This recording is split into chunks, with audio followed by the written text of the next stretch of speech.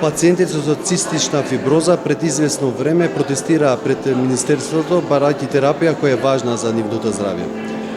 Вие имате изјавено дека сте комуницирале со Сдруженијето на пациенти со цистична фиброза. Но овој проблем се уште не е решен. Можете ли да ни кажете што се случува, зошто нема терапија и каде е пречката? Најпрво благодарам за поставеното прашање. Актуелно е и сметам дека и пациентите треба да бидат навремено известени и секако јавноста. Проблемот со цистична фиброза се трудиме да го решиме на начин кој што ние како Министерство за здравство веќе се вклучуваме во разговори со Министерството за финансии, а секако и со Фондот за здравствено осигурување.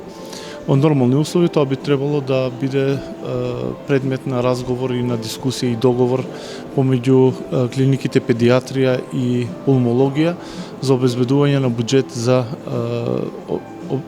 буџет за обезбедување на терапија за пациенти кои што имаат диагноза со цистична фиброза. Имено се работи за ретка болест пред неколку години, меѓутоа со тек на време бројот на пациенти е зголемен на околу 150 пациенти, кои што ја надминува границата на група на пациенти кои што се третираат во Министерството за здравство како програма за ретка болест и преминува во делот на финансирање од страна на Фондот за здравствено осигурување и во период на формирање на буџети за 2023 година би требало да бидат обезбедени средствата за оваа терапија, меѓутоа увидовме дека при формирањето на буџетите, односно договарање на буџет за оваа година, не било предвидено и терапија за овие пациенти. Се работи за многу скапа терапија. Ние веќе пристапивме во контакт со представник од компанијата која што ја произведува оваа терапија.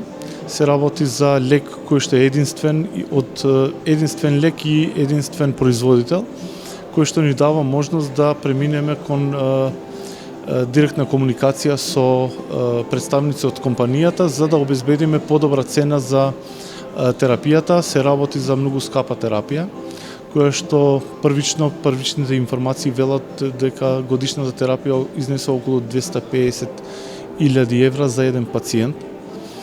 Ние во комуникација со директорите од клиниката за детски болести и за пулмологија договоривме да они направат листа на пациенти кои што, односно регистар на пациенти кои што имаат диагноза цистична фиброза и според некакви критериуми ќе треба да се определи која група на пациенти се индицирани да ја примаат трикафтата. И секако во исчекување сме на таа листа на пациенти, да видиме поточно за колку пациенти се работи, за да можеме да договараме и да преговараме со Министерството за финансии и Фондот за здравствено осигурување да обезбедиме терапија. Во било каков случај, сакам да известам и јавноста и пациентите, дека ниту еден пациент на никој начин нема да остане без терапија. Досега овие пациенти биле третирани со симптоматска терапија, која што секако е најдобро решение во овие услови досега како што функционираат клиниките. Меѓутоа со појава на нова терапија, иновативна, сметаме дека потребата за внесување во таква терапија ќе треба да ја кажат самите професори кои што ги третираат овие пациенти. За колку време мислите дека ова би требало да се реши?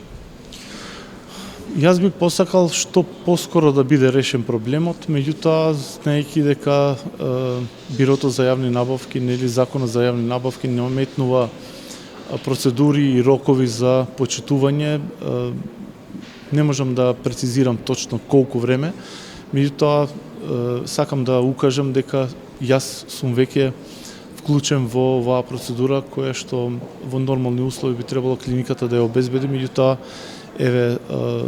поради каснење на терапијата мораме да се вклучиме и двајца министри во обезбедување на една терапија.